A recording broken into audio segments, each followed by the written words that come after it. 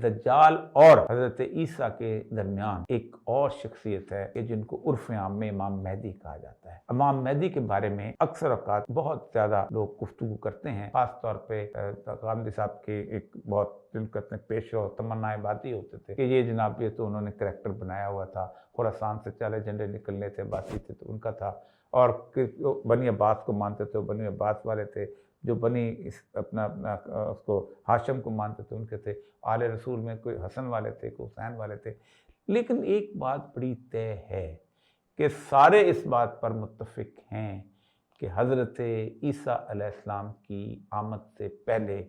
उम्मत एक इमाम पर मुत्तफिक हो चुकी होगी। और दूसरी बात यह है कि ये एतराज़ तो चलो ठीक है, वो कहेंगे आले इस हज़रत ईसा का कौन सा इख्तिलाफ था कि जिसके ऊपर हदीसें घड़ी गई होंगी, कोई नहीं कर सकता। दज्जाल के बारे में कोई नहीं कहता मेरा दज्जाल होगा या मेरे हज़रत ईसा होंगे। इनके बारे में तो मुकम्मल तौर पर उम्मत का मुत्तफिक कीदा जाए। जब आएंगे तो खुद ब खुद उनके वजूद बताएगा क्या चीज़ है। लेकिन एक बात तय है कि जब दज्जाल है वो इमाम मेहदी की क़यादत को देखेगा तो वो बाहर आएगा और उनसे लड़ने के लिए आएगा, और फिर दज्जाल को ख़त्म करने के लिए ईसा